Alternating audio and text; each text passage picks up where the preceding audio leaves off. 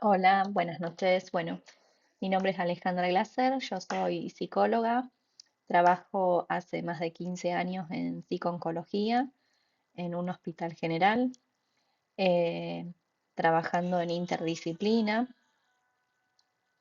y bueno, la idea es poder acercarle algunas cuestiones que tienen que ver con la comunicación en general, con la comunicación de malas noticias y qué aspectos psicológicos se juegan en el momento en que un paciente recibe una mala noticia, con el objetivo de que ustedes puedan eh, ir adquiriendo ciertas habilidades y ciertas herramientas que les sirva al momento de tener un paciente eh, en su asistencia cotidiana y poder brindar eh, la información y realizar un proceso de comunicación que sea lo más empático y confiable posible para el paciente y que también sea adecuado para ustedes como profesionales y como futuros profesionales. Eh, Esta clase iba a ser en vivo este, y la idea este año era poder preguntarles a los profesionales que vienen trabajando hace mucho tiempo en, en lo asistencial con los pacientes. ¿Qué cosas son las más difíciles en el proceso de comunicación para ellos? Como no tenemos la parte en vivo, eh, fui a la inteligencia artificial para que me investigue de alguna manera cuáles son esos procesos más difíciles o aquello más difícil que hay evidencia e investigaciones realizadas con respecto a estas cuestiones de la comunicación y cómo se ve reflejado en la relación médico-paciente y al médico en sí, cuáles son las limitaciones que mayormente presenta. Eh, y la inteligencia me respondió que muchas de las limitaciones tienen que ver con el sistema en general y con el entorno, principalmente la presión que hay en el momento de eh, la interacción en lo asistencial, la sobrecarga de trabajos, la necesidad de tomar decisiones rápidas en un tiempo reducido, también el entorno físico, la falta de privacidad. Hay veces que cuando esta cuestión de la comunicación se da en el área de internación, esto de las habitaciones compartidas, distracciones constantes. eh, a grandes rasgos, esto es como para simplemente empezar a gatillarnos y meternos en el tema que tiene que ver con la comunicación. También como barreras, limitaciones que tienen que ver con las competencias comunicativas. Hay evidencia que hay brechas en las habilidades, en lo técnico, específicamente del proceso de comunicación, como tiene que ver con la escucha activa, deficiencia en la escucha activa por parte del profesional, o uso de una jerga médica inalcanzable para el paciente. Insisto, esto es evidencia tomada de la inteligencia artificial que me hizo una mini investigación, pero que eh, no está para nada alejado a lo que realmente sucede.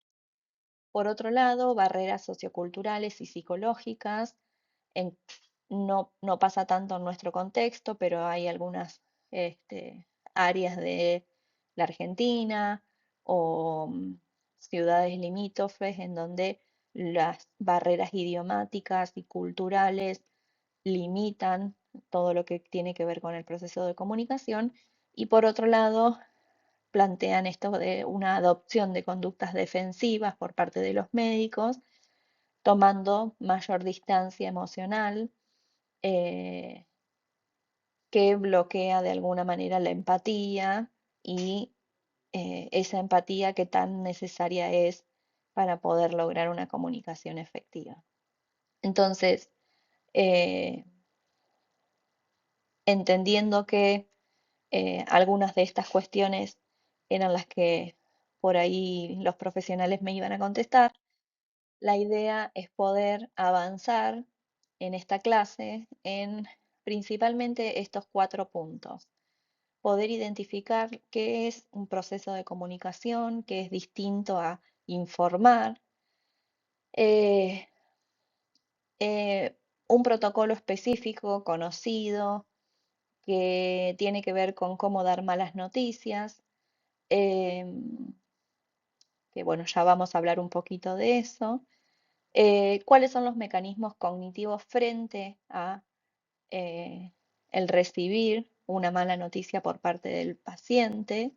Y un poquito adentrarnos en lo que tiene que ver con la atención centrada en la persona y la toma de decisiones compartidas, en donde la comunicación efectiva está atravesada constantemente y que sin estas habilidades es difícil poder trabajar de una manera puntual y centrada en la persona, teniendo en cuenta cuestiones que son importantes para el paciente. Entonces, mi idea es poder transitar por estos 4 puntos a grandes rasgos, eh, y poder transmitirle algo de lo que venimos trabajando en torno a lo que es la comunicación efectiva y estratégica en la práctica asistencial.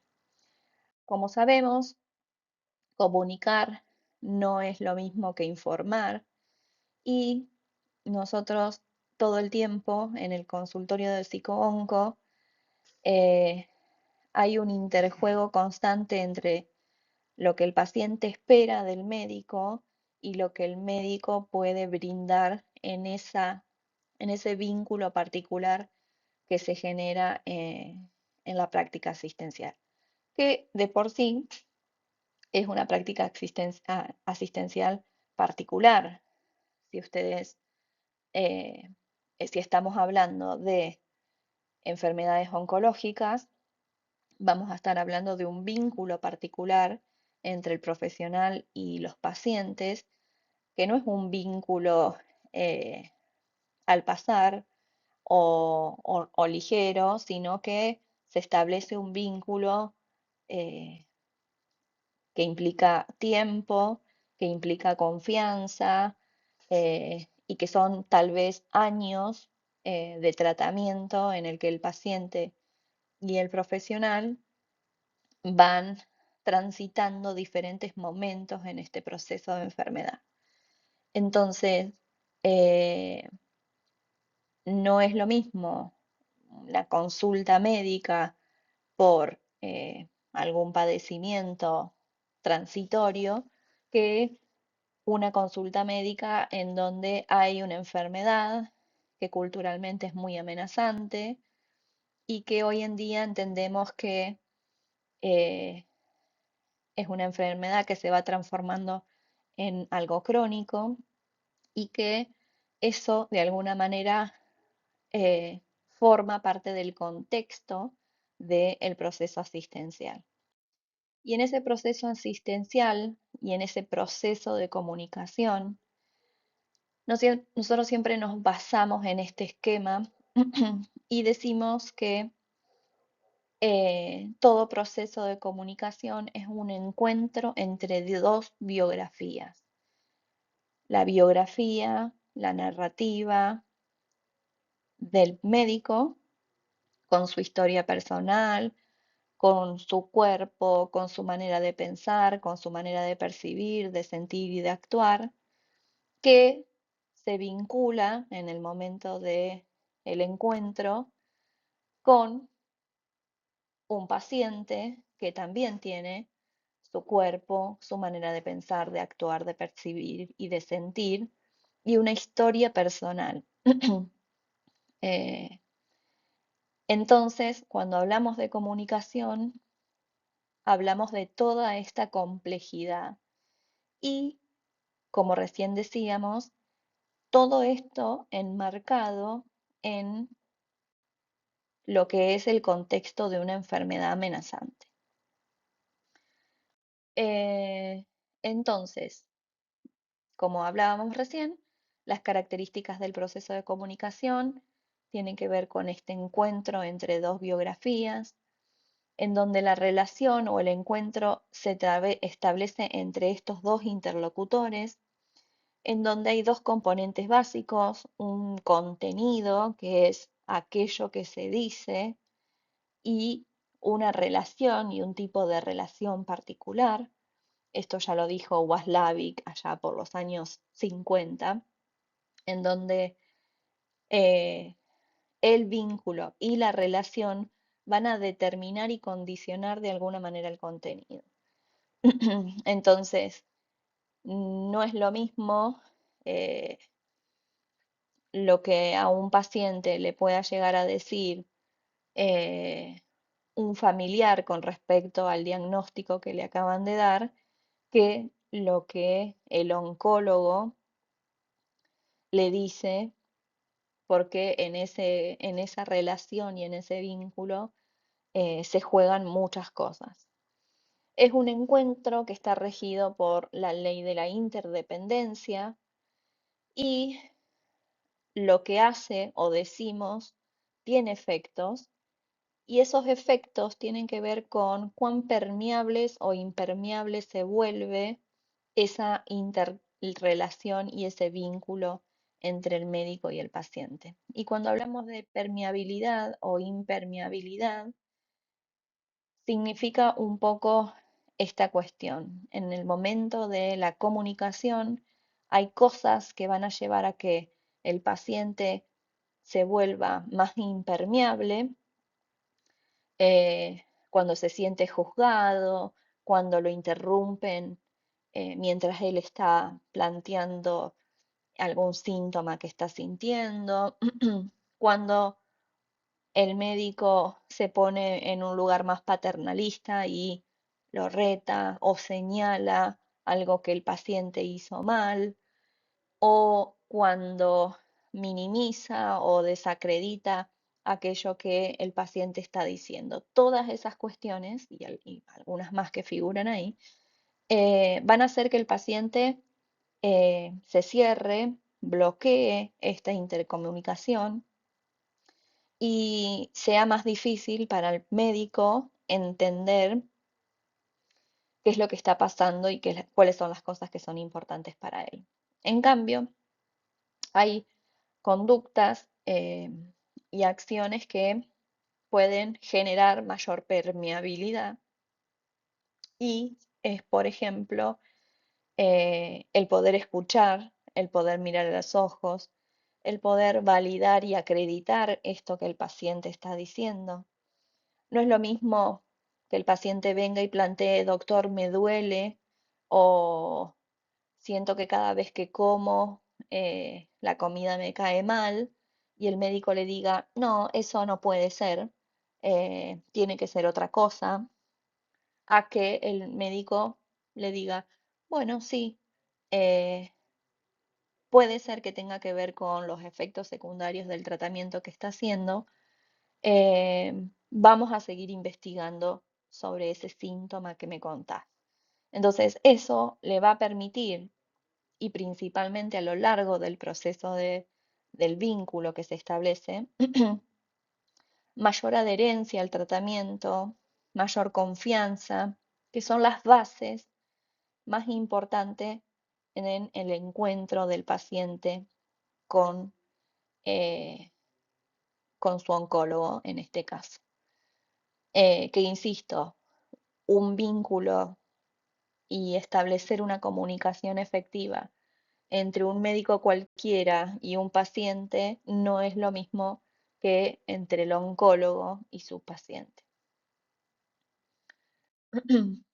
Entonces, como decíamos, la comunicación entre el médico y el paciente es una interacción dinámica entre dos personas que se encuentran con un objetivo común que está referido a la salud eh, y que hay que tener en cuenta el monto, el tiempo que requiere ese encuentro para procesar la información que el médico está brindando, pero no solamente qué tipo de información, sino el monto, la magnitud y el sentido que el paciente le está dando a esa información. Eso va a provocar un impacto particular y ese impacto va a estar relacionado o va a determinar también eh, cómo se establezca esta relación médico-paciente. Entonces, parece complejo, pero eh, creo que es importante tener en cuenta todos estos factores al momento de dar una mala noticia al paciente.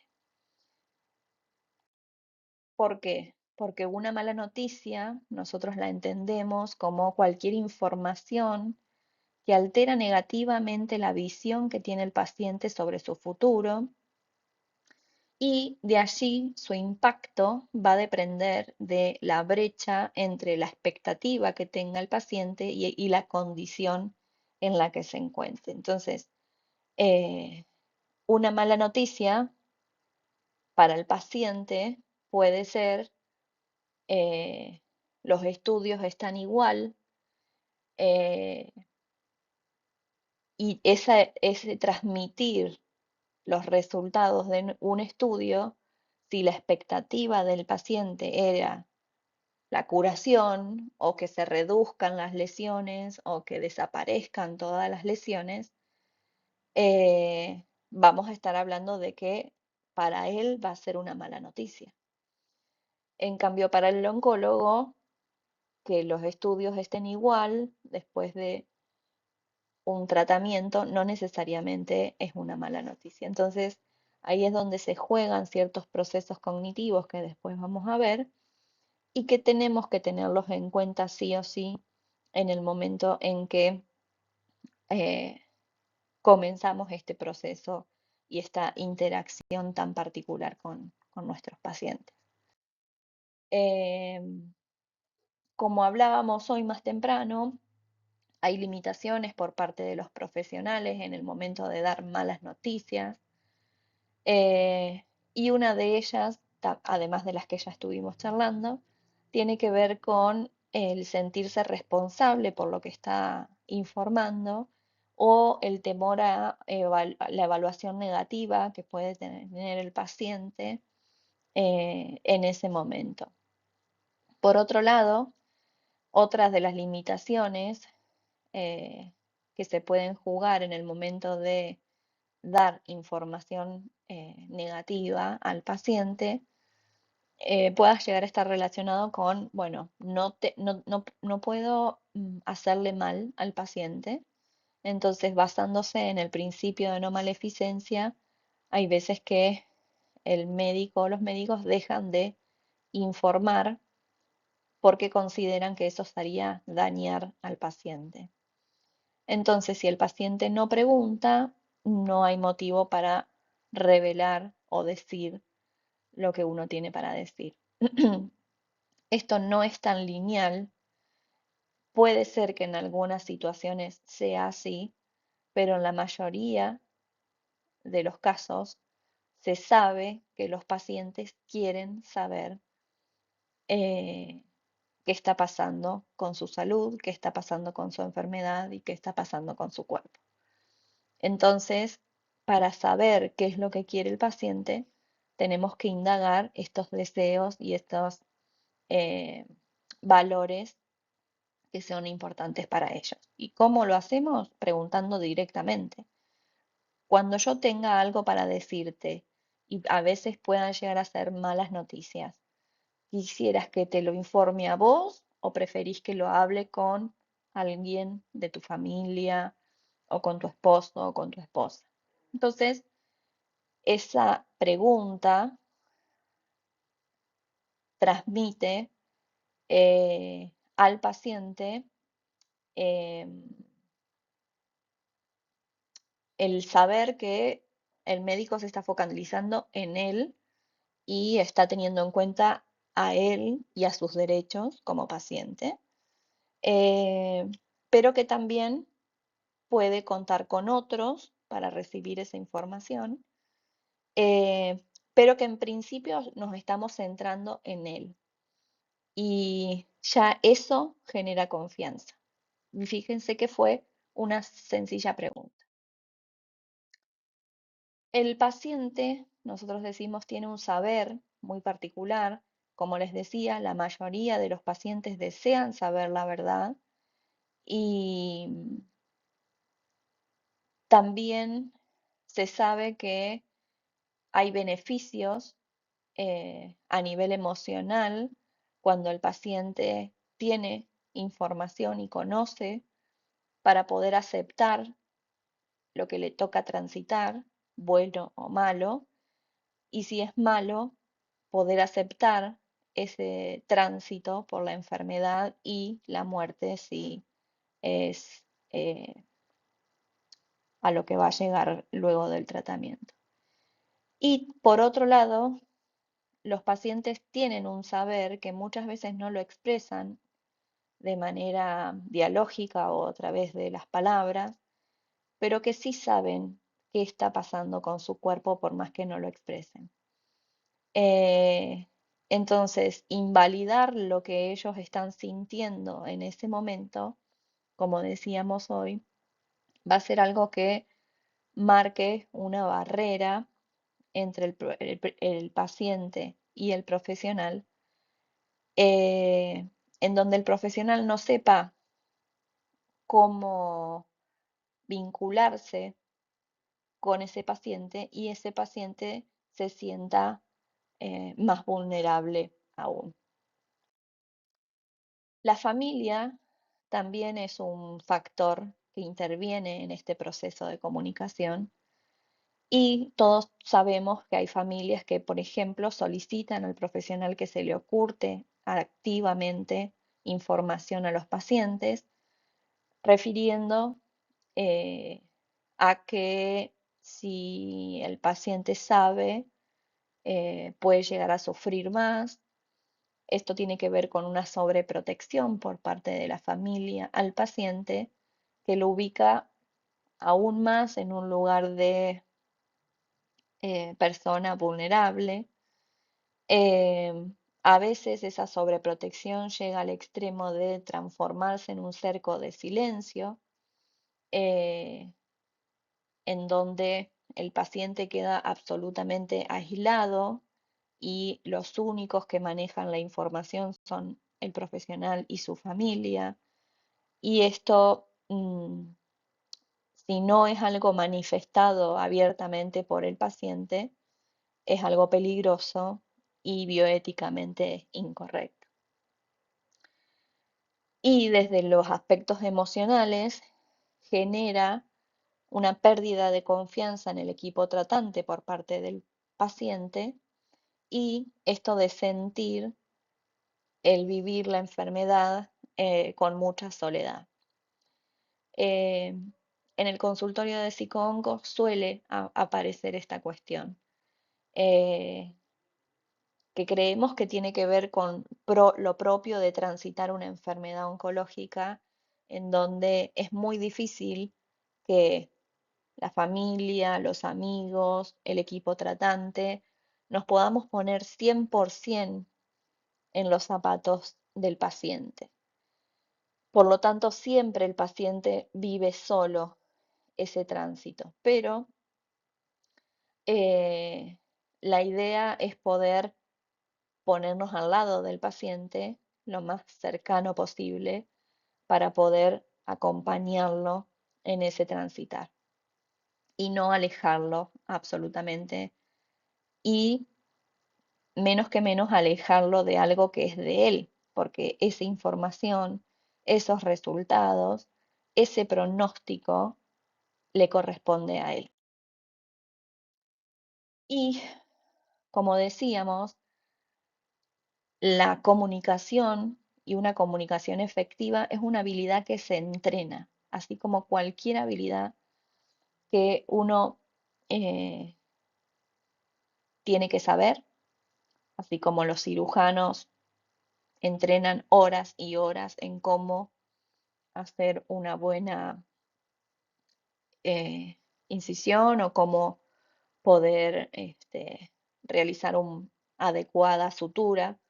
La comunicación también es algo que se entrena y creo que sigue habiendo falta de formación eh, en el grado, digamos, en esta habilidad que tan importante es. Y cuando decimos que se entrena, es algo que se viene estudiando ya hace mucho tiempo y particularmente acá en Argentina, una de las personas que más ha estudiado esta comunicación y cómo eh, entrenar a los futuros profesionales de la medicina en esta habilidad ha sido María del Carmen Vidal y Benito, que en este libro que se llama La relación médico-paciente cuenta cómo es este proceso de comunicación y este proceso de toma de decisiones y que hay competencias comunicacionales que uno puede evaluar en los futuros profesionales y que hay un protocolo que es conocido eh, que nos permite entrenarnos en este proceso comunicacional. El programa o el protocolo se llama Spikes y lo realizó el doctor Bookman en Estados Unidos. Y lo que hizo María del Carmen Vidal y Benito, que es una psiquiatra argentina, fue adaptarlo a nivel nacional, eh, con las características de nuestra área. Este es el protocolo Spikes, que habla de estos pasos que uno debe llevar adelante para poder establecer una adecuada comunicación y una efectiva comunicación. Yo considero que todos los protocolos y todas las guías a lo largo de nuestra profesión y para todas las profesiones sirven en un momento y principalmente cuando uno está arrancando.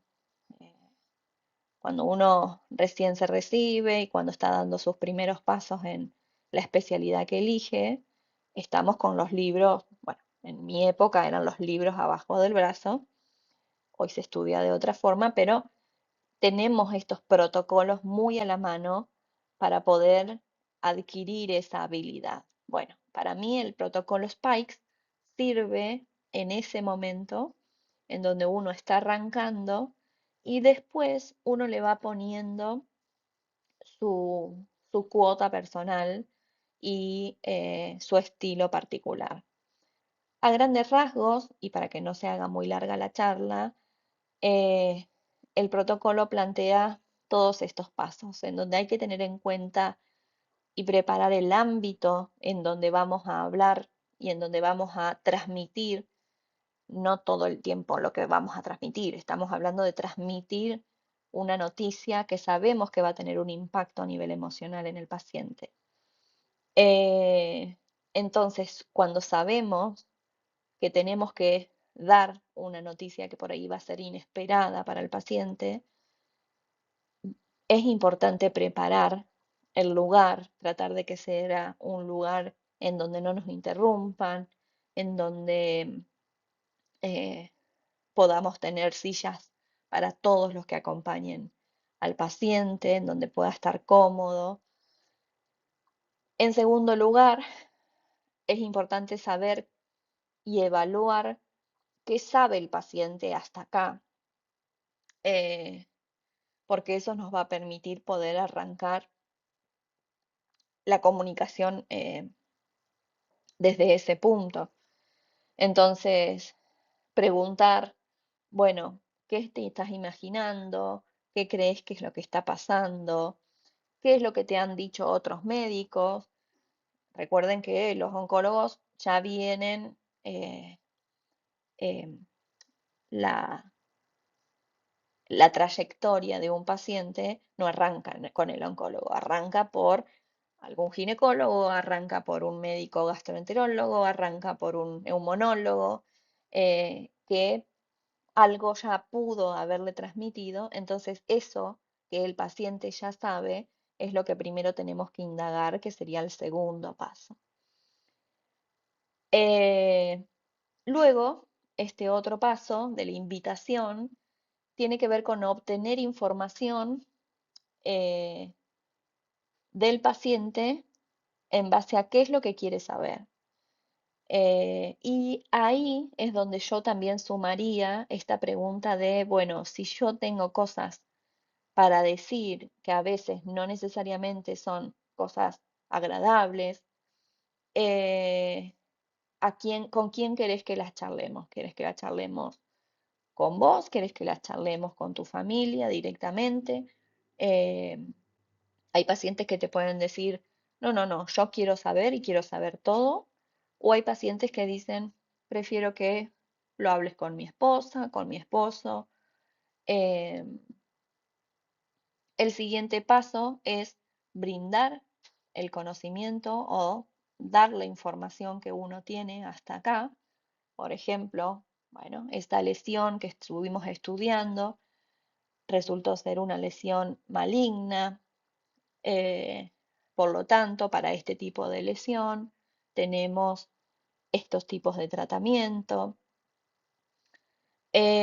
O sea, ese es el momento en donde el médico brinda todo lo que sabe en torno a esto que tiene que ver con la patología del paciente o los tratamientos. Después, dejar un espacio para la emoción, eh, tratar de dar lugar a si el paciente está angustiado, dar lugar a un silencio, dar lugar a, a una preocupación o a inquietudes que pueden llegar a surgir en ese momento de la entrevista. Y siempre, y esto es importante también, poder dar este último paso que tiene que ver con un resumen y con una estrategia. Bueno, vamos a hacer esto, vamos a seguir haciendo estos estudios. Lo que estuvimos hablando tiene que ver con que su lesión es una lesión maligna. Esto implica que vamos a tener que realizar una serie de estudios más para después definir qué tipo de tratamiento va a recibir y poder verificar si el paciente pudo comprender todo lo que se estuvo charlando. Y para verificar, hay veces que se pregunta directamente, eh, ¿comprendió adecuadamente? ¿Quiere explicármelo usted a mí? ¿Qué es lo que le diría o cómo se lo transmitiría a esto que estamos hablando a un tercero? Necesito saber si te quedó claro lo que estuvimos hablando hoy.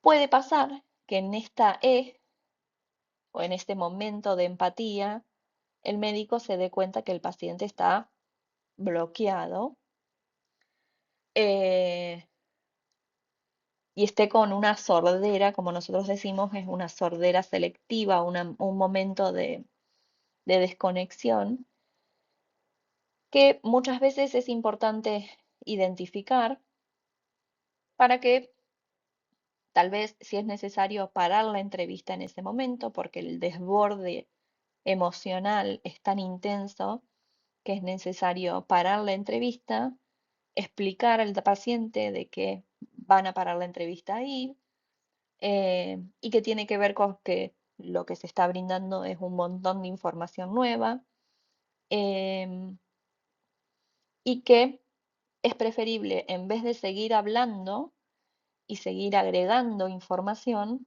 es preferible que vuelva dentro de un día, 2 días, con preguntas que necesite, que las pueda escribir, como para poder seguir avanzando en el proceso de comunicación.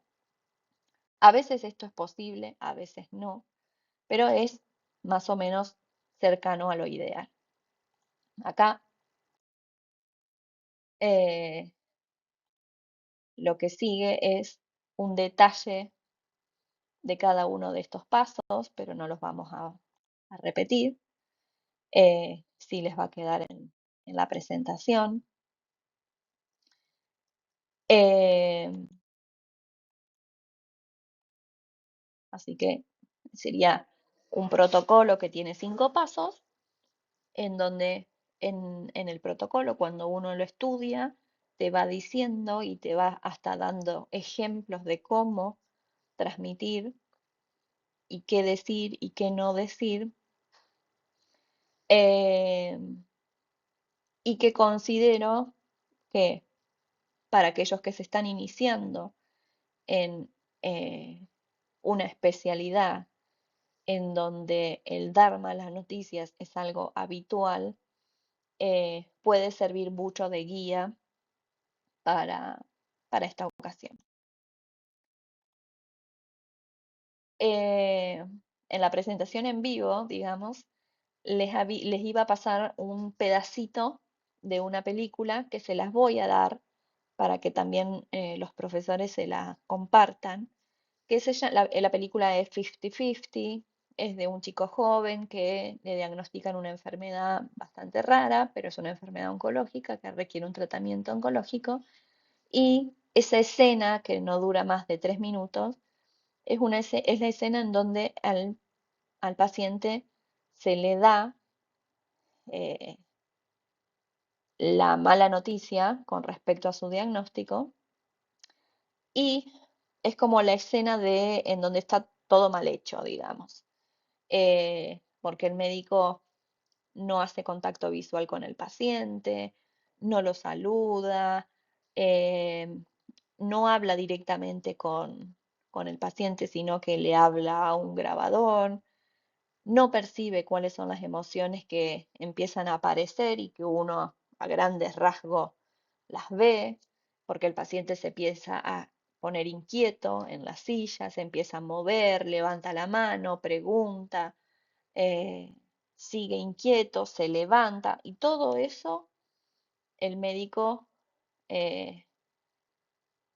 no es que no lo vea, sino que no le interesa focalizarse en esas cosas.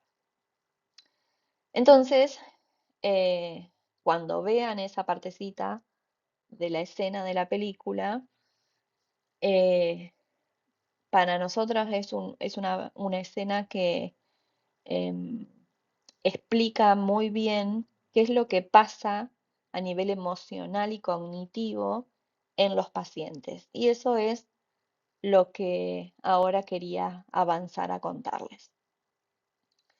Eh, Así que les voy a dejar la partecita de la película también para que puedan hacer este ejercicio, ver lo que no hay que hacer en el momento de dar malas noticias a un paciente. Se sabe que existe una relación directamente proporcional entre la calidez del médico y la intención de adherencia al tratamiento. Fíjense qué importante tiene que ver estos aspectos que por ahí no son demasiado tenidos en cuenta en el momento de la formación básica de un futuro médico, pero el ser más cálido, el ser más empático, eh, yo insisto mucho en esto de el mirar a la cara a los pacientes, que ustedes me van a decir que, ¿cómo no le voy a mirar la cara? Bueno, los pacientes constantemente nos dicen, el médico no me miró, el médico estuvo con la computadora todo el tiempo.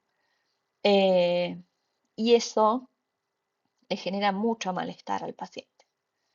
Entonces, hay evidencia que hay una relación directamente proporcional entre la calidez del médico y la adherencia a un tratamiento. También hay mucho escrito sobre el efecto terapéutico que tiene la empatía. eh, bueno, y esto de la calidez en la relación médico-paciente, estos son artículos que si quieren también se los puedo compartir.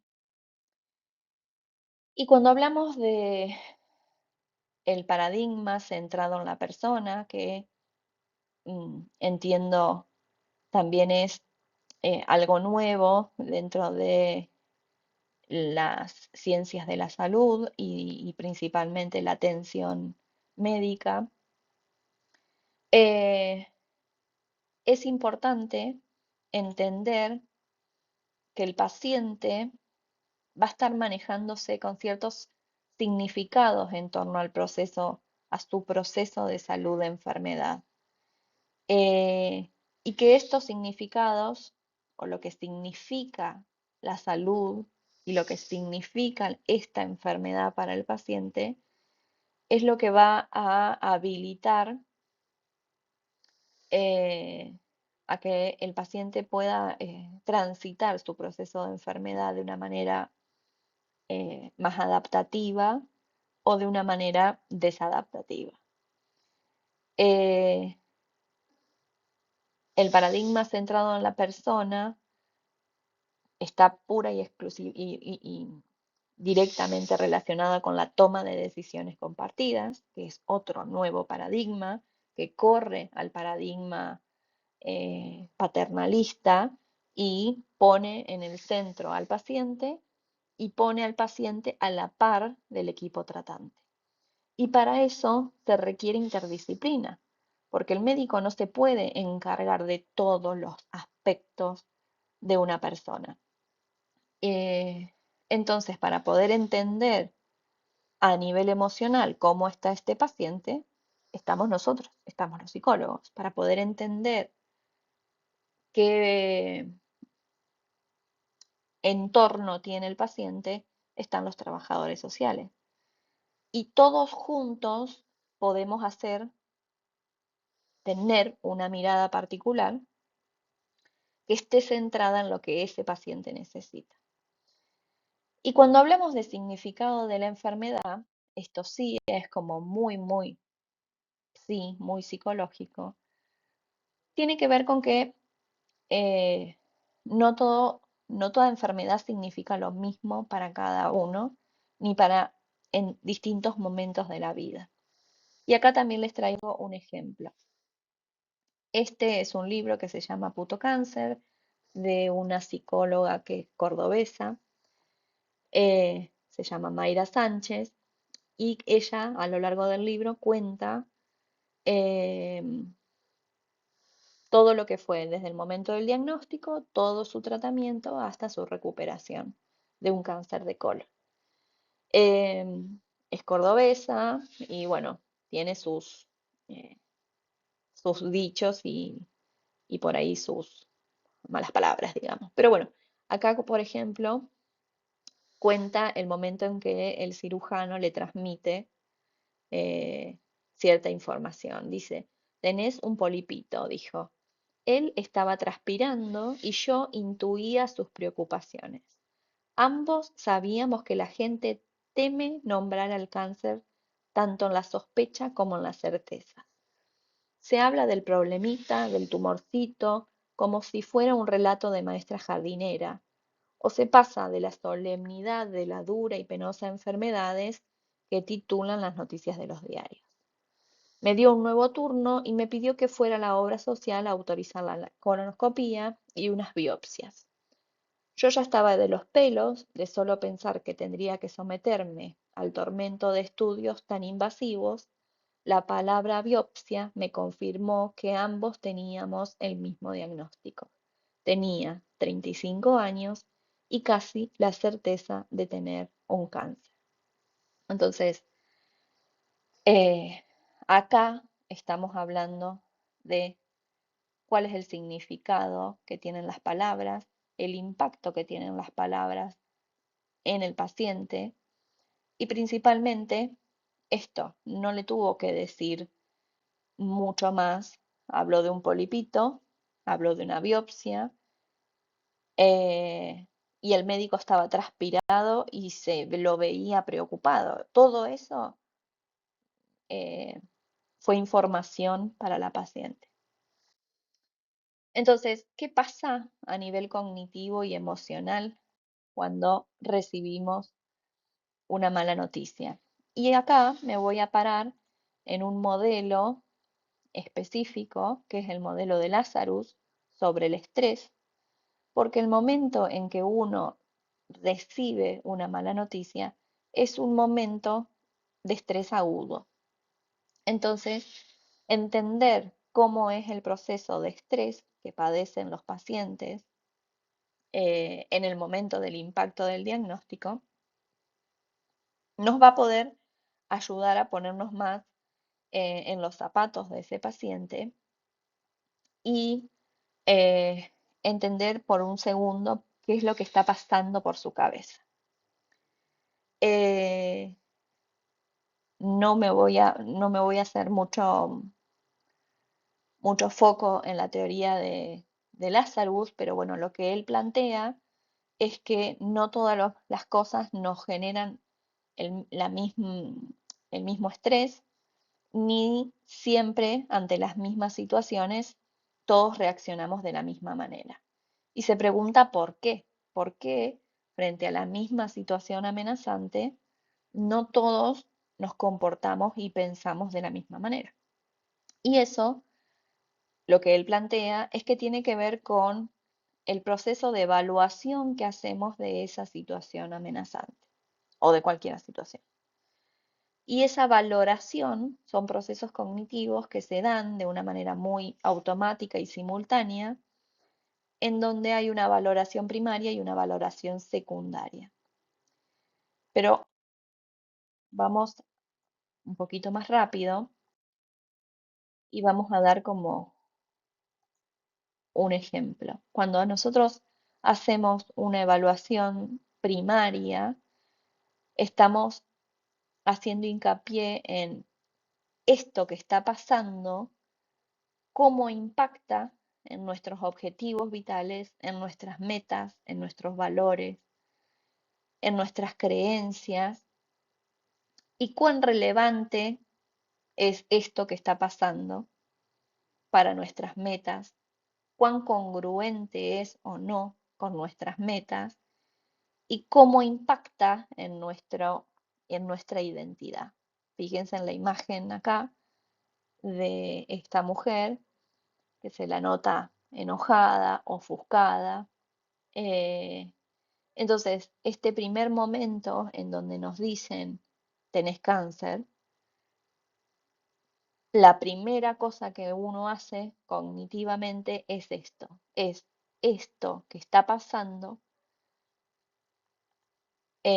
cuán amenazante es para mi vida, cuánto me permite esto que está pasando seguir o no con los planes que yo tenía hasta el momento, cuánto quiebre hay en mi guión personal, voy a poder, por ejemplo, ser mamá como quería ser, o voy a tener que relegar ese proyecto vital cuando estamos hablando de una persona joven que recibe un diagnóstico. Y por otro lado, y casi automáticamente, uno hace una evaluación secundaria. En esa evaluación secundaria lo que hacemos es evaluar cuáles son los recursos con los que contamos para hacer frente a esa situación. Si nosotros creemos que tenemos pocos recursos para poder afrontar esa situación, más estrés vamos a tener. Y vamos a hacer una evaluación sobre qué es lo que generó esto que nos está pasando y cómo puedo afrontarlo. Es un momento de mucha incertidumbre, pero lo que el paciente se preguntaría es, ¿por qué a mí esto que me está pasando, eh, o me está pasando esto porque estuve muy estresada durante todo este tiempo? Eso es la atribución que le damos a lo que nos pasa. ¿Cómo voy a hacer? La incertidumbre. No puedo dejar de trabajar. ¿Cómo voy a hacer con mis hijos? ¿Cómo voy a hacer con mis padres que ya están grandes y los tengo que cuidar? Entonces, si de esa evaluación secundaria se hace una balanza y y se percibe que contamos con pocos recursos para poder hacer frente, más estrés vamos a padecer en ese momento en donde nos están diciendo que tenés cáncer, que tenés que hacerte 5 estudios mínimo, que tenés que dejar de trabajar para poder hacerte esos estudios, que seguramente vas a tener que hacer tratamientos. eh, entonces, eso en microsegundos. Y ahí es donde está el significado de la enfermedad. ¿Qué significa para Mayra la palabra polipito? ¿Qué impacto tiene en ella que el médico le haya indicado más estudios y le haya indicado una biopsia? ¿Cómo evalúa esos recursos que tiene en ese momento? Eh, y esto tiene que ver con el videíto del 50-50. Es un paciente que tiene un neurofibroblastoma. Entonces, podemos ver que frente a la misma escena en donde un médico da una mala noticia, hay miles de maneras de recibir esa noticia y eso depende del significado que le estés poniendo.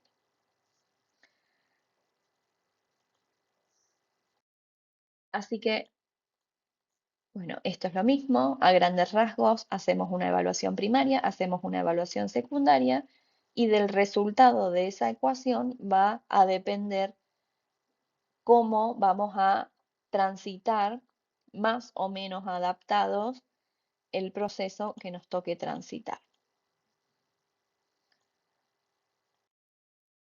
Y cuando hablamos, perdón, voy a volver para atrás un cachito, bueno, no vuelve. Cuando hablamos del momento de evaluar los recursos, ahí es donde es importante la función del médico. ¿Se acuerdan cuando hablábamos del protocolo SPIKE? La última etapa es hacer una propuesta al paciente. Hacer una propuesta es decir, esto tenemos para hacer. Y esto tenemos para hacer es darle recursos al paciente. Entonces, es importante que al final de cada consulta, en donde principalmente estemos dando malas información al paciente o malas noticias, podamos cerrar con alguna propuesta, no que sea una ilusión o sea mentirle al paciente, pero sí algo en donde el paciente pueda tener control de la situación y sea como una tarea para el paciente en ese momento. Aunque sea, bueno, mira, vamos a hacer este estudio y después vamos a seguir charlando. Entonces, como decía, el impacto del diagnóstico es una situación de estrés agudo que genera mucha incertidumbre. eh, y también va a depender el grado de estrés que tengamos o que tenga el paciente de cuán vulnerable sea a las situaciones estresantes, pero también, como hablábamos hoy, la magnitud que tenga ese estresor, de la capacidad de procesamiento que tenga el paciente, de la persistencia, o sea, cuánto tiempo está ese estresor alrededor del paciente y del significado o de la valoración que haga la persona. Esto es más de lo mismo, contar un poquito sobre el modelo transaccional o interaccional eh, de Lazarus con respecto al estrés, pero quiero ir un poquito más rápido porque la pata de los recursos es cómo afronta esa situación el paciente. Entonces, cuando decimos, este paciente está afrontando activamente la enfermedad desde psicooncología, tiene que ver con que el paciente está evaluando que tiene con qué poder enfrentarse. Eh, Y cuando hablamos de afrontamiento, son todos estos esfuerzos cognitivos y conductuales que nos sirven para manejar una demanda específica que podemos evaluar como que excede nuestra capacidad de poder enfrentar la situación. La finalidad del afrontamiento va a ser la reducción del estrés, no resolver el problema. Y esta reducción del estrés va a ser adaptativa o desadaptativa. Eh, y hay tres tipos de formas en que tiene el paciente de afrontar una situación. Un estilo de afrontamiento dirigido al problema, que es el más saludable, es el más adaptativo. Eh, un tipo de afrontamiento dirigido a la emoción, que es paliativo, que sirve, que no hay que invalidarlo, pero eh, no que solamente afronte de esta manera, el paciente es un paciente que está paralizado, muerto de miedo y no está pudiendo hacer nada. O también el paciente puede afrontar evitando, que es una manera válida también de afrontar, pero muy desadaptativa. Entonces, este es un ejemplo de frente a la misma situación, como por ejemplo una mujer se palpe un bulto en el pecho, puede afrontar activamente o dirigiéndose al problema y lo que puede hacer el paciente es llamar al ginecólogo, sacar un turno y presentarse el día del turno. O, y acá es donde yo les agrego esto, en donde es la parte y la pata que el profesional tiene para poder dirigir al paciente para que se afronte de esta manera. Vamos a hacer más estudios, una biopsia para estar seguro, sea lo que sea, hay cosas para hacer. Eso baja automáticamente el nivel de incertidumbre en los pacientes. Eh, Frente a la palpación del bulto, otra manera de afrontar es quedarse preocupado, con incertidumbres, con dudas, pero esas dudas, esa incertidumbre hacen que esté paralizado y que no pueda sacar un turno eh, o saque un turno y lo cancele antes de llegar. Tiene que ver con que está emocionalmente activado y no le permite eh, focalizarse en lo que tiene que hacer.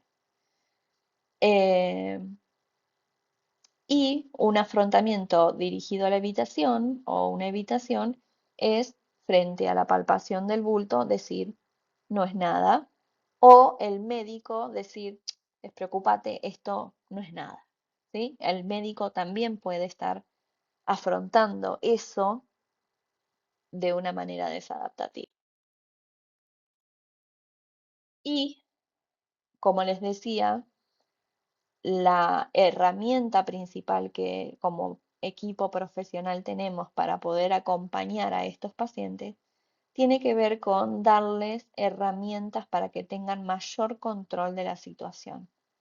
Cuando mayor es la amenaza percibida y cuanto menos controlable sea la situación, más primitivos van a ser los modos de afrontamiento que tengamos y más limitado el repertorio de un estilo de afrontamiento dirigido al problema. Esto es, si nos quedamos paralizados por el miedo, poco vamos a poder hacer. En cambio, si le ofrecemos al paciente cosas para hacer y, por ejemplo, mientras se le dio la mala noticia y empieza a hacer el tratamiento, es el momento en donde menos control tiene el paciente de la situación y es el momento en donde más ansiedad tiene eh, y eso está estudiado desde la psicooncología. Entonces, que un paciente pueda afrontar adaptativamente la situación va a depender de la flexibilidad adaptativa que disponga y de las estrategias alternativas en diferentes condiciones y circunstancias. El afrontamiento adaptativo incluye saber en qué momento hay que también dejar de perseguir un objetivo que es inalcanzable.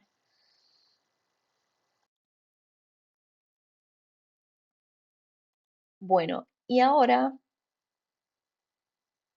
para ir terminando, contarles un poquito esto de, bajo el paradigma de la atención centrada en la persona, el proceso de toma de decisiones compartidas está pura y directamente relacionado con el proceso de comunicación y de comunicación, de una comunicación efectiva. Entonces, habíamos dicho que en el vínculo médico-paciente hay una interrelación dialógica en la que hay dos vías de intercambio de información entre los participantes. Entonces está el médico con su indicación y el paciente con su elección. Esta interacción que se produce acá está relacionado con qué necesita, el médico sabe qué es lo que necesita el paciente, pero el paciente sabe qué es lo que quiere para él, para su vida. Y estas dos cosas son tan importantes. El paradigma centrado en la persona y en la toma de decisiones compartidas plantea que estas dos cosas son importantes y están a la par. Entonces el médico tiene responsabilidad profesional para proveer toda la información que tenga evidencia científica y diagnóstica y todas las opciones de tratamiento que tenga, pero el paciente tiene sus valores personales, la definición sobre su calidad de vida, lo que es relevante para ellos, eh, para poder juntos tomar la mejor decisión. Y eso un poco nosotros lo resumimos en la suma entre una medicina basada en la evidencia y la medicina basada en la narrativa. La narrativa es esto que nos cuenta el paciente acerca de lo que significa ese proceso que está transitando. Y eso lo vamos a identificar escuchando. Escuchando al paciente o escuchando al equipo que se suma en la asistencia al paciente y que tiene el rol más afinado de escuchar al paciente. La narrativa no pone tanto el acento en la visión médica, sino más en la visión del paciente y consiste básicamente en la subjetividad. Esto es lo que el enfermo siente que es su enfermedad. Esta narrativa gravita en la representación de su enfermedad, que es la experiencia social de lo vivido humano como enfermo. Y cuando hablamos de narrativa, vamos a estar hablando de la expresión de la biografía. Entonces, cuando nos centramos en el paciente,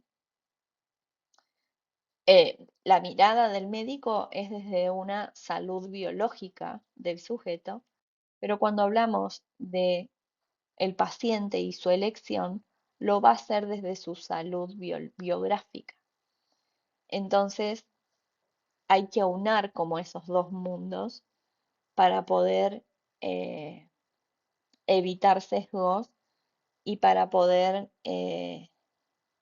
como lo hemos escuchado muchas veces a los oncólogos, que la terapia no sea dirigida en todo sentido, no solamente dirigida a las células o el mecanismo celular que hay que atacar, sino que también sea dirigido a esas necesidades y aquellos valores que son importantes para el paciente. Por lo tanto, es imposible hacer esto solo y sí o sí implica trabajar en interdisciplina.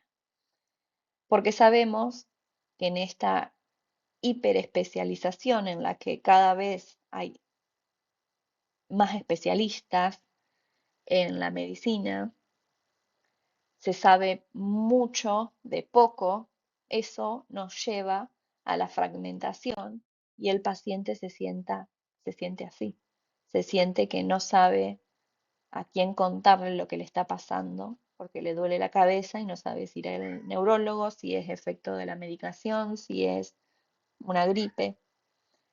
Eh, entonces, sabemos que la interdisciplina es un intento de narrar una realidad de manera no fragmentada. Pero no es fácil el trabajo en interdisciplina, eh, pero sí es el mejor abordaje para los sistemas complejos como somos los seres humanos. Un equipo que trabaje en interdisciplina tiene ciertas características, que acá se las menciono solamente, pero principalmente requiere disposición al diálogo y contar con una actitud compasiva, que cuando hablamos de actitud compasiva no estamos hablando de, ay, pobre, mira lo que le pasa, sino que estamos hablando de la empatía más la compasión, que es ponernos en los zapatos del otro, la empatía, pero además el impulso de poder actuar para eliminar o disminuir el sufrimiento del paciente. Así que bueno, espero que les haya resultado amena la charla y cualquier cosa, cualquier consulta, dejaré mis datos y les voy a dejar esta presentación y también les voy a dejar el videíto para que lo puedan ver y chusmear. Así que bueno, muchas gracias a todos.